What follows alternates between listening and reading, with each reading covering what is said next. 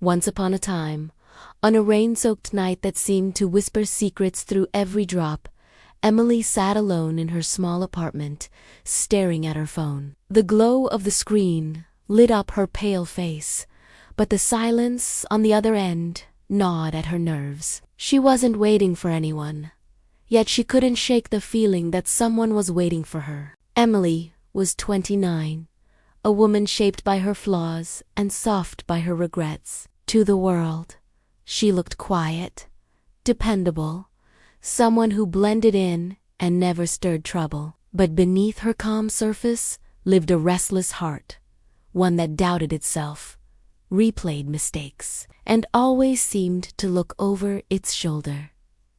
Tonight, though, her doubts weren't just in her head. They were printed in ink. 3 days earlier, an envelope had been slipped under her door. No stamp, no return address, just her name written neatly across the front. At first, she thought it was a mistake, but curiosity was her weakness. She opened it, and her life split into before and after. The message was short. "You don't know me, but I know you. You're not safe." No explanation.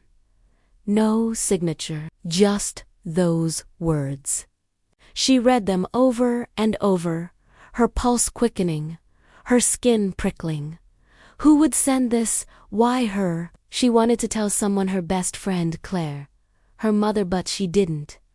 People already thought she worried too much. If she confessed this, they'd dismiss it as paranoia. But Emily wasn't imagining things. She felt it. Every time she walked home, the streetlights seemed to flicker just for her. Footsteps echoed when she swore she was alone. And in her rearview mirror, headlights lingered longer than they should. The letter confirmed what her instincts had been screaming. Someone was watching. At 11:17 that night, her phone buzzed with an unknown number. Her heart pounded as she picked it up. "Hello?" Silence. "Who is this?" she whispered. The static crackled, and then a low voice came through. "You shouldn't have opened the letter." Her entire body went cold. "What do you want from me?" But the line went dead. Emily dropped the phone as though it had burned her. She rushed to the window, pressing her hands against the cold glass, peering down into the rain-slick street. Empty sidewalks, a few cars drifting by. Nothing unusual, and yet she knew someone was there. Watching. 30-second intermission point. But what Emily didn't know was that the real danger wasn't waiting outside her door. It had already begun closing in from the shadows. Stay with me, because what happens next will change everything. The hours dragged like years. Sleep eluded her. Her mind caught between exhaustion and fear. Every creak in the hallway made her sit upright, straining to listen. By dawn, she drifted into a restless sleep, only to wake with a start at the sound of knocking. 3 sharp knocks. Her chest tightened. No one ever came to see her unannounced. She tiptoed toward the door, every step heavy with dread. "Who's there?" she called, barely above a whisper. Silence. Another 3 knocks. Louder this time. Her fingers hovered over the lock. Every instinct told her not to open it. But fear and defiance clashed inside her. Slowly, she twisted the knob and eased the door open. The hallway was empty. Her gaze dropped to the floor. Another envelope lay there, identical to the first. Her trembling hands ripped it open. Inside was a photograph. Her photograph, taken from outside her living room window the very night before. Emily's knees buckled. She dropped the photos, her breath sharp and shallow. Someone had been watching her. Camera in hand, while she sat unaware. Her phone buzzed again. Unknown number. She hesitated. then answered with shaking fingers. The same calm voice spoke, chilling and deliberate. "Now you know I'm real, and this is only the beginning." The line went dead. Emily collapsed against the doorframe, the photograph lying at her feet like a cruel promise. This wasn't paranoia.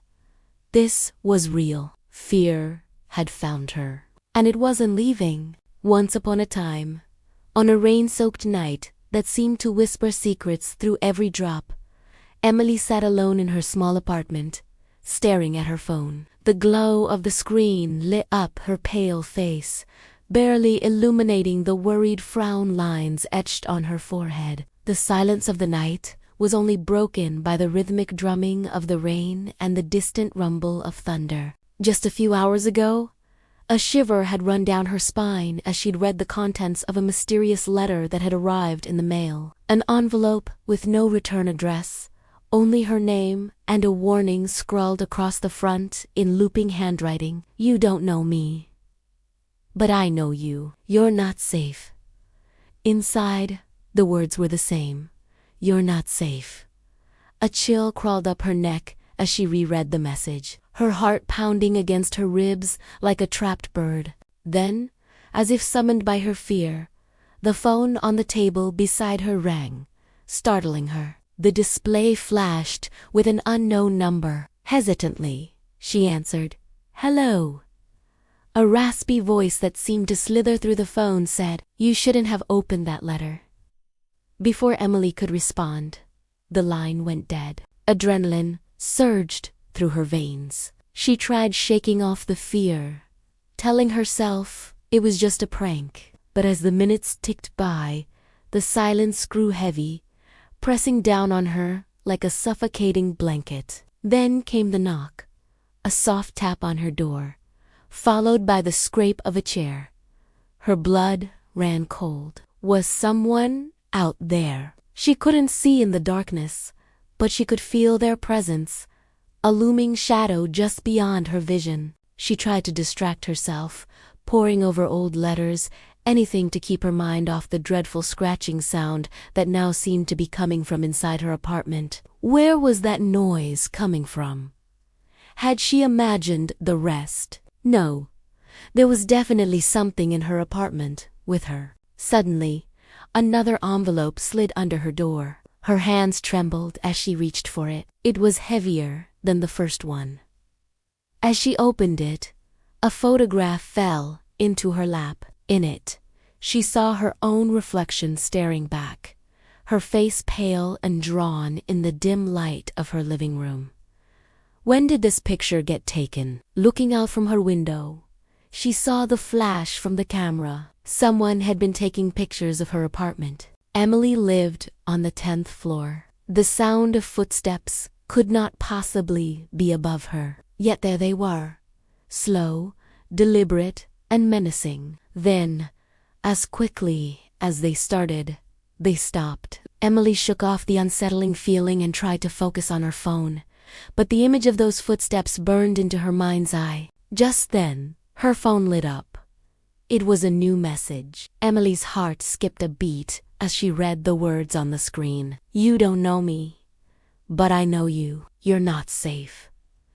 The message was anonymous, the sender's name and number hidden. Fear, cold and clammy, began to creep up her spine. Before she could respond, another message popped up. This time, it was a voice message. A deep, distorted voice said, "You shouldn't have opened my letter."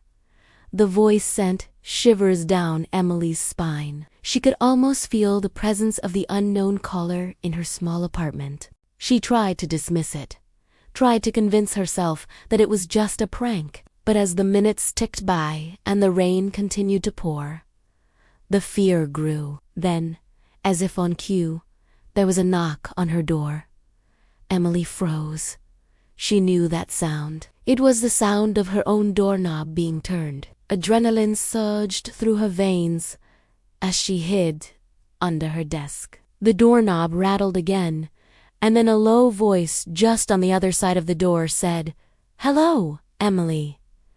His voice was a raspy whisper that seemed to slither through the wood. Overcome with fear, Emily called out, "Who's there?" But there was no reply, only the sound of her own ragged breathing and the relentless rain. As the seconds ticked by, the knocking stopped.